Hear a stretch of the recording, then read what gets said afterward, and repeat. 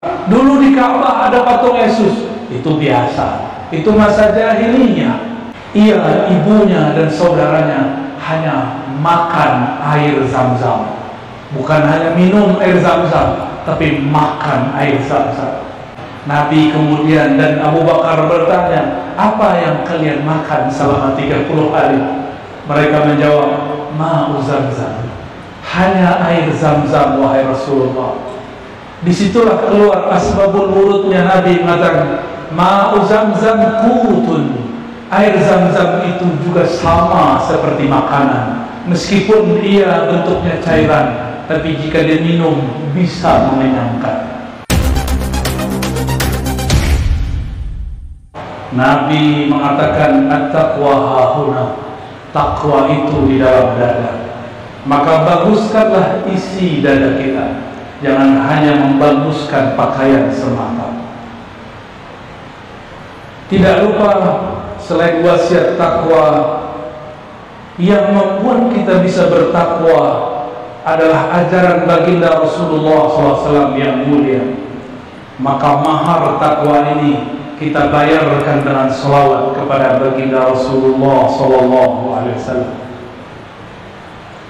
Fashhad ya Sayyidana ya Rasulullah bi'annana nusallim wa nusalli alaika ya Sayyidana ya Rasulullah.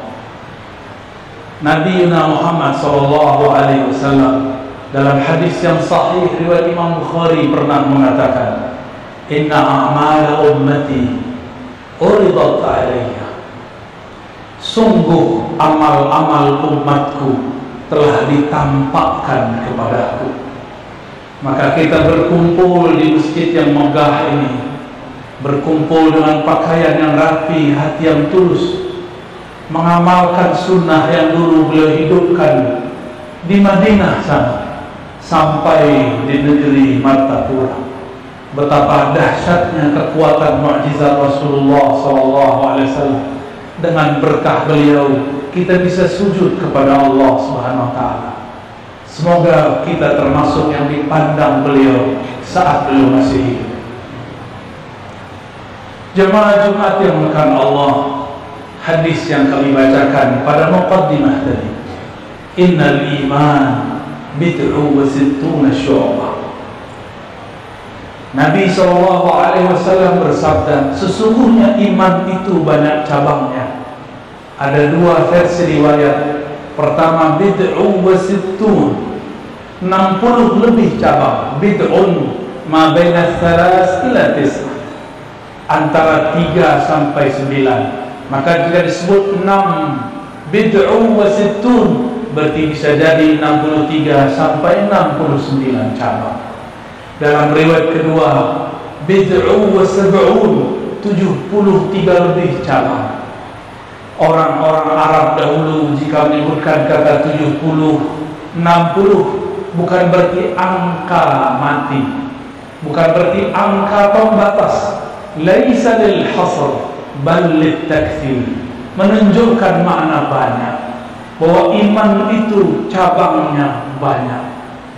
Jika disebut iman itu bercabang, maka Nabi SAW sedang mengkiaskan, mencontohkan bahwa iman itu mirip-mirip seperti pohon. A'laha qawlu la ilaha illallah, puncak yang tertinggi adalah la ilaha illallah. Hadis ini mungkin bagi sebagian kita membingungkan. Bukankah la ilaha illallah itu adalah akar? Akarnya bernama tasdik, percaya. Sedangkan yang paling puncak, paling tinggi dari dahan pohon-pohon tersebut, itulah qaul, perkataan kita mengatakan la ilaha illallah. Itulah sebabnya apabila seseorang sudah tasdik, sudah percaya kepada Allah, pasti dia akan memandangkan lafaz la ilaha illallah. Suatu kali sahabat Nabi Abu Dzar radhiyallahu taala anhu mendengar ada seorang nabi muncul di Makkah.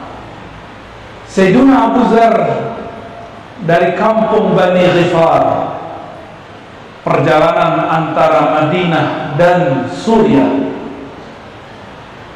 Bani Ghifar ini di masa Rasulullah, sebelum beliau diangkat jadi Rasul, ditugaskan berdakwah. Beliau dan orang-orang kaumnya tidak pernah menyembah berhala, tidak pernah mabuk-mabukan. Mereka hanif, menyembah Allah yang dulu diajarkan oleh Sayyidina Ibrahim alaihi salatu wassalam. Ketika Sayyidina Abu Zar dan saudaranya, ibunya mendengar ada seorang nabi muncul di Makkah, maka ia bersegera berangkat ke kampung Makkah. Sampailah ia, ternyata dia tidak menemukan Nabi Muhammad di Ka'bah. Di Ka'bah masih banyak patung-patung, bahkan patung bentuk Yesus pun ada. Ada patung Lata, Uzza, semua patung mereka koleksi. Maka jangan heran kalau ada orang bilang, dulu di Ka'bah ada patung Yesus. Itu biasa, itu masa jahiliyah. Akhirnya Abu Zar kehabisan makanan, dicari-cari, ditunggu-tunggu, sang Nabi tidak juga datang. Ternyata sang Nabi masih berdakwah secara sirri di rumah Arqam, Baitul Arqam, atau disebut juga Darul Arqam, rumahnya Arqam. Kapan mereka ngaji? Mereka ngaji ketika semua orang-orang kafir Quraisy sudah tidur, kira-kira jam 12 malam versi kita. Akhirnya sudah sampai 30 hari. Abu Zar belum juga makan gandum, belum juga makan kurma. Ia, ibunya dan saudaranya hanya makan air Zam-Zam. Bukan hanya minum air Zam-Zam, tapi makan air Zam-Zam. Setelah 30 hari, tiba-tiba baginda Rasulullah SAW masuk dengan Sayyidina Abu Bakar Siddiq radhiyallahu ta'ala anhu. Dilihat oleh Abu Bakar, ada 3 orang kok lemas di dalam Masjidil Haram. Abu Bakar tidak pernah tahan lihat orang susah, meskipun beda keyakinan. Itu yang diajarkan baginda Rasul sallallahu alaihi wasallam. Akhirnya Abu Bakar As-Siddiq radhiyallahu ta'ala anhu menyapa, "Man anta?" Dia mengatakan, "Ana Abu Zar, wa hadza akhi, wa hadhihi ummi." Aku Abu Zar, ini saudaraku, dan ini ibuku. Kami datang ke sini mencari Muhammad yang mengatakan dirinya Nabi. Nabi tersenyum. Lalu Sayyidina Abu Bakar mengajak pulang. Mereka dijamulah makan, terharu bukan main. Nabi kemudian dan Abu Bakar bertanya, "Apa yang kalian makan selama 30 hari?" Mereka menjawab, "Ma'u Zamzam." Hanya air Zam-Zam, wahai Rasulullah. Disitulah keluar asbabul wurudnya Nabi mengatakan, "Ma'u Zamzam qutun." Air Zam-Zam itu juga sama seperti makanan, meskipun ia bentuknya cairan, tapi jika diminum bisa mengenyangkan. Akhirnya Sayyidina Abu Bakar mengenalkan Rasulullah. Rasulullah pun mengajar Abu Bakar. Di saat itulah Abu Bakar, Abu Zar, dan semuanya mengulang syahadat mereka. Abu Zar, saudaranya dan ibunya bersyahadat di hadapan Nabi dan para sahabat. Ketika Abu Zar bersyahadat, qalbunya bergetar, jiwanya berdebar, semangat mudanya muncul. Beliau kemudian berdiri dan mengatakan, "Ya Abu Bakrin, wahai Abu Bakar, kenapa engkau membiarkan orang menyembah berhala? Mari kita proklamasikan iman kita depan kafir Quraisy dan di depan semua berhala." Apa kata Abu Bakar? "Duduklah wahai Abu Zar, tenanglah engkau, jangan lakukan, la taf'al, jangan lakukan itu." Tapi Abu Zar jantungnya sudah bergetar, jiwanya sudah berdebar, maka dia langsung berdiri dan keluar dari rumah Abu Bakar. Pergilah ia ke Masjidil Haram yang saat itu masih dinodai oleh orang-orang musyrik. Beliau kemudian naik ke salah tempat yang tinggi. Dulu masih banyak batu-batuan yang tinggi di zaman itu. Apa kata beliau? Ya ayyuha al-Quraisy, wahai orang-orang Quraisy, asyhidu, saksikanlah bahwa aku mengatakan la ilaha illallah Muhammadur Rasulullah. Belum selesai Abu Dzar mengatakan Rasulullah, dia sudah digebukin oleh orang ramai. Pingsanlah Abu Dzar. Untung ada salah satu paman Rasulullah yang masih menyembunyikan imannya. Kata beliau, jangan pukul orang ini. Orang ini dari kaum Ghifar, tempat kita mau berdagang ke arah Suriah. Kalau kalian bunuh dia, kita diblokir oleh kaum Bani Ghifar. Maka selamatlah Abu Dzar. Tapi ia sudah keburu pingsan. Dijemputlah oleh Abu Bakar. Ketika sampai di rumah beberapa jam, ia bangun. Abu Bakar menyapa, apa kataku wahai Abu Dzar?